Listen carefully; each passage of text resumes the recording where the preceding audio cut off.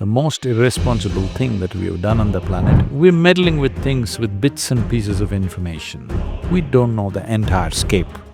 But meddling with the fundamental life substance like this, we will pay a price. In what form, we do not know.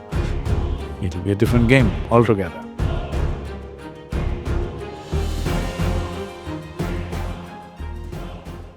There was a big controversy in India about genetically engineered plants. GM cotton came, then GM brinjal came. I was trying to understand what this is, so one of the major companies which is doing this, I met this guy and asked him, what is it? What is it that you're manipulating? All they're doing is with the vegetables. Mainly the problem is when you grow vegetable crops, which are short duration, 3 to 6 months, whatever the lifespan of that plant, to get that maximum yield, one of the biggest impediments is the bugs and the other things which they have to eat something. They come for the plant. They usually don't come for the vegetable, they like the leaf. It's a good partnership between us and them, they eat the leaf, we eat the vegetable. But if they eat too much leaf, then there'll be not much vegetable. That's our problem.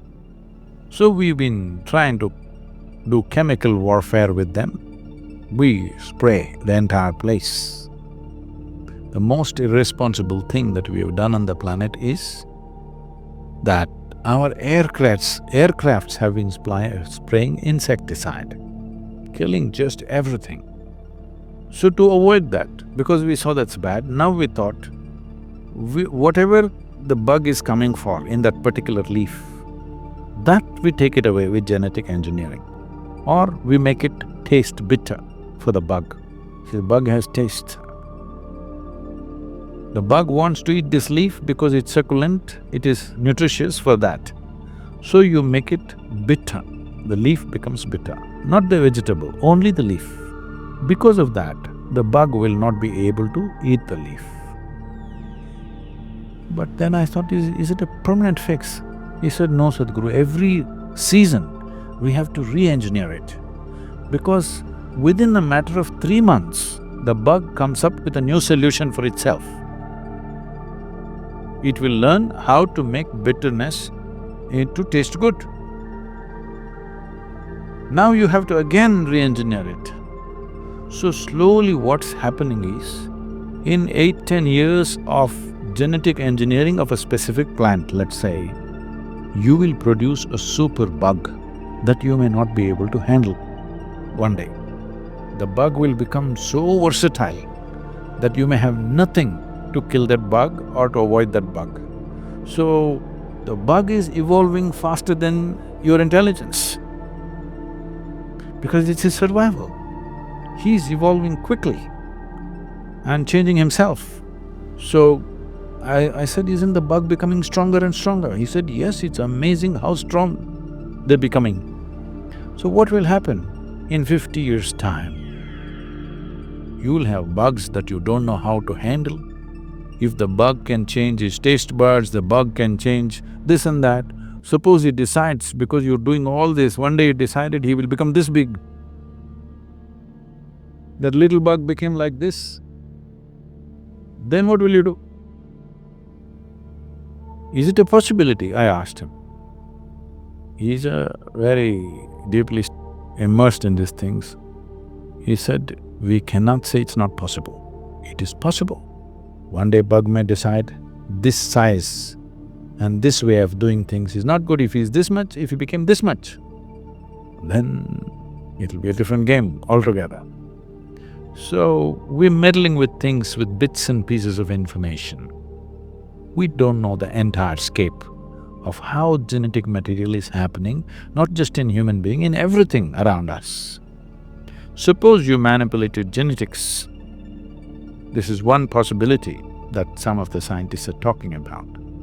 A manipulated genetics means, let's say it's like this, your aunt had cancer, her mother had cancer, your grandmother had cancer, so we will manipulate your genetics in such a way that you will not get cancer.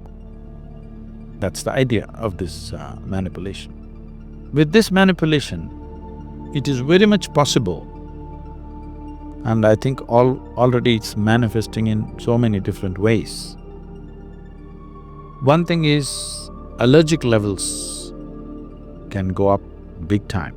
There's so many people in United States who are allergic to sunlight, allergic to lactose, milk, allergic to our groundnut.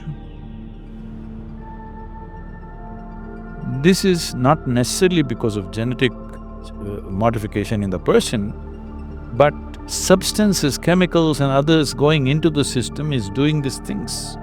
So, one of the possibilities is you can become allergic to the air that you breathe.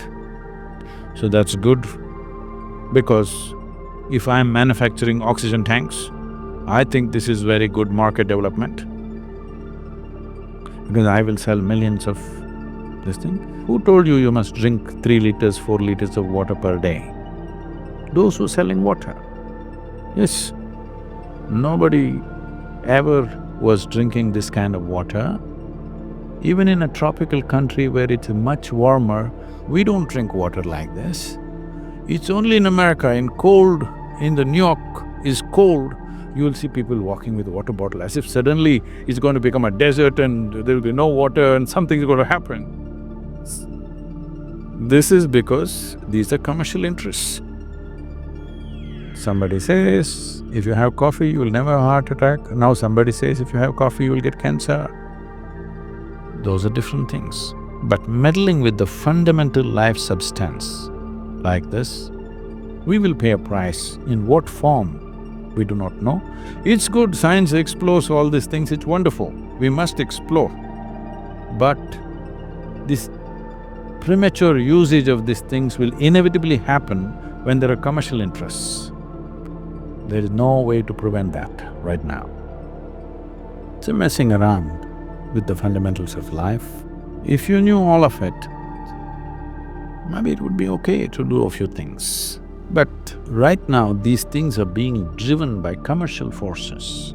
They've invested $100 million, they're in a hurry to bring it to the market as quickly as possible because things are piling up on them. That's not the way to do these kind of things.